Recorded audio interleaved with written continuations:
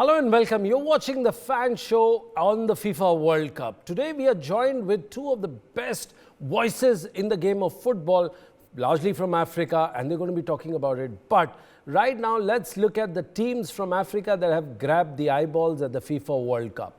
After Morocco's stunning victory over Belgium a couple of days ago, Ghana and Cameroon lit up the stage. Cameroon came back from 2 goals down to draw level with 3-3 against Serbia, and Ghana edged out South Korea 3-2 with an eye on the knockout stage. Brazil and Portugal have won their respective games against Switzerland and Uruguay to book their berth in the round of 16. With just 3 teams having qualified for the next round to date, the last leg of the group matches beginning today will be very cliffhanger, and on that fixtures we get into the round of 16 to see how we shape up. For that, we've got two of the best voices. As I said earlier, we've got Richard Towa, the FC Gokulam coach, with us, the head coach. But more importantly, he's from Cameroon, who's played with the junior team, who's now playing at the World Cup. And we have Asser from Egypt. He's been a part of the Egyptian and the African team for a long time, and he keeps a close eye. Let's listen in to Asser, and then we go back to Richard Towa to get his views. Over to Asser. After Saudi Arabia managed to have this amazing historical win against Argentina, and then lost to Poland. Same thing for Tunisia after losing to Australia. So it's a very important win for the Africans, for the Arabs. Also, it's very important win in the making, because the Moroccan Federation took a very bold action when they got rid of Khalilovic, and then 3 months before the World Cup, and then they signed Walid Rekraki to be the manager of Morocco. He's a young manager who won the CAF Champions League against Al Ahly, the biggest club in Egypt. So it was a good step that has come now to a great start, doing a 0-0 against Croatia, who were the runner-ups of Russia 2018 World Cup, and then a very important one against Belgium, the second ranked the second in the world. So I think it's a very important win. The way Rekraki managed the game was very impressive. A perfect use of what we call the super subs. Both subs that he introduced into the game in the second half scored both goals. We're talking about Al-Sabiri, and we're talking about also Boukhlil. Both of them scored, and Morocco secured a very, very important win that will help them go further in the World Cup. Well, interesting point you made, Yasser. One important point I wanted to ask is how the African players have come out really well and sparkled in this team. Your views quickly, and then we go on to Richard Towa. Opening up the score in the first half with a very amazing header, the Southampton defender. So yes, the impact of players playing in the Premier League, La Liga, in the Serie A, in the French league, all of them are really enhancing their teams and really are making the difference on the debate whether African teams can go further beyond the group stage or not. They're really doing this, and it's a good indication that their presence on those latter leagues really help the African nations to go and represent the African football in a good way in the World Cup, and not just go to the World Cup just to do an honorable performance, or just to be there and not qualify to the next round. Well, thank you very much, Yasser, joining us from Egypt right now. We've got another coach who's an interesting voice in the Cameroon football.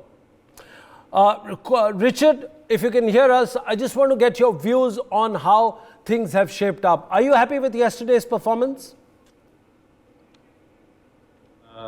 In Bayern, in PSG, in the Premier League, the same thing applies to Morocco. They have a very good team and really diverse. I would go back to Richard. That's an interesting point you made. European.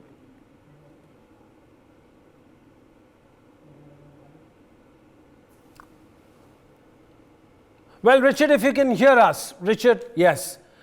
Richard, if you can hear us. Well, we seem to run into a little bit of a technical problem there, but we'll come back. It's an interesting match yesterday. Cameroon just came back from 1-3. They were trailing down the match, and suddenly you have an old and aging Abu Bakr comes out, makes the difference, and scores an outstanding goal. Not only that, he also gave an assist to the team, to the Cameroon team, and that's what things looked better. In fact, in another game, you had Brazil. What you see right now is Brazilian players actually playing out of their skin and had to wait till the 82nd minute to score a winner. In fact, they didn't go full out. It was a lackluster game. Switzerland playing very defensive. They played in order to go in for a draw, but that wasn't the case to be. Brazil, as we know, are the World Cup favorites. They did a brilliant job of getting onto it and won the match 1-0. In fact, I'm again joined by our coach, if you can hear us, Patrick Towa. Richard. Well, we have Richard Towa with us from FC Gokulam.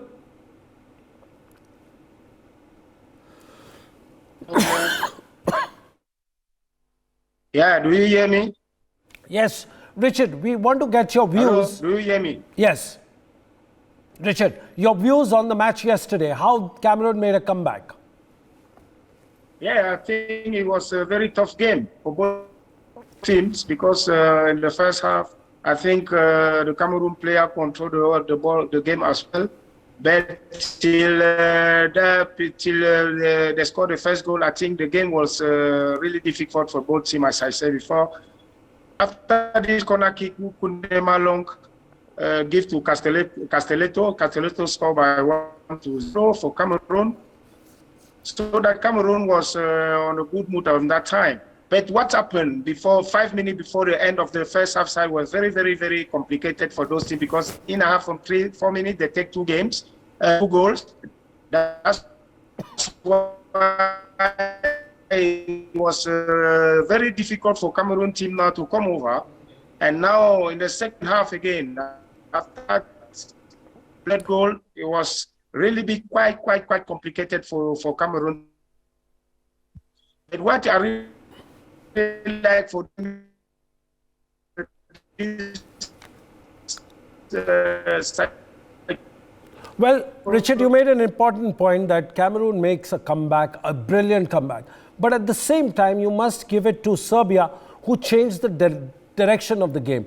You've played with these, you've in fact coached the Cameroon players. What is their mindset like? Are they good at attacking, or are they good at containing and then opening up the game? Your views, Richard Toba?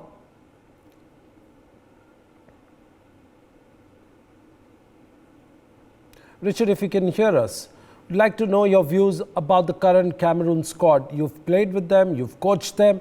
How does it feel? In fact, we've got some technical glitch right now, but an interesting point Richard had made, that Cameroon was trailing 1-3 and suddenly you get 2 goals in the dying minutes, and that's what the champions are made of. In fact, we must also remember that in the AFCON Cup, the Cameroon had played really well, and this is what the World Cup does. It gets the best out of you. Serbia, which was leading 2 goals to 1, also put in the 3rd goal, and they were in dire straits. In fact, an inexperienced team would have let the opportunity squander, but Cameroon did not do it. They actually held on to the fort and they took it to the cleaners and did a draw of 3-all. In the other news, you have Brazilian team which had already, with that solitary goal, had won the match, and it was a 1-0 match. So again, Richard is back with us.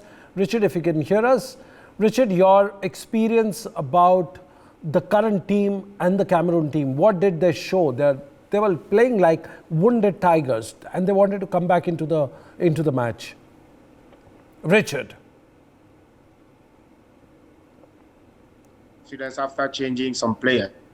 Abu Bakr Vincent, who come in, who was the man of the match, is an experienced player who are playing Portugal. He played very top league in Europe. Now he's playing Saudi Arabia. The problem is before the World Cup started, the Saudi Arabia Championship was already stopping. And then Abu Bakr Vincent was obligated to go Cameroon and prepare himself there for the Cameroon League with some teams. But I think yesterday changing really bring a lot of quality of attacking area, because Abubakar Vincent with Choupo-Moting both was a very good players technically. They have a very good ability from the technical area, and that's why those both players make a very difference between them, because the Serbian defense are very be put under pressure.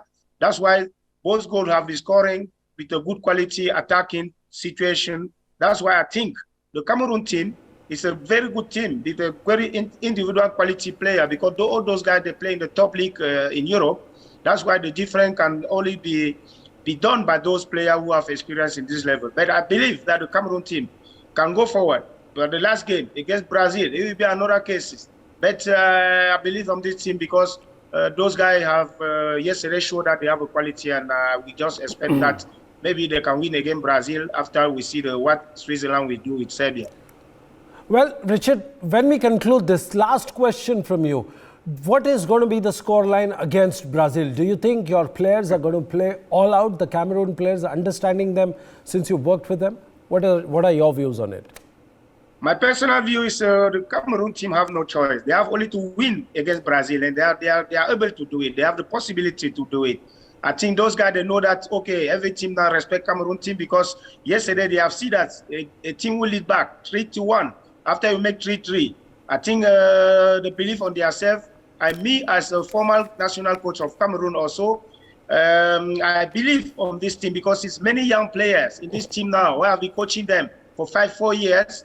They are now in this team, and I believe the quality this player they have, that they can already really defend Brazilian team also. Well, we had the UEFA licensed coach from Cameroon joining us, who's currently with FC Gokulam, and also Asser Hussain, the Egyptian football analyst and himself a player at the junior level, but now a close watcher of this game.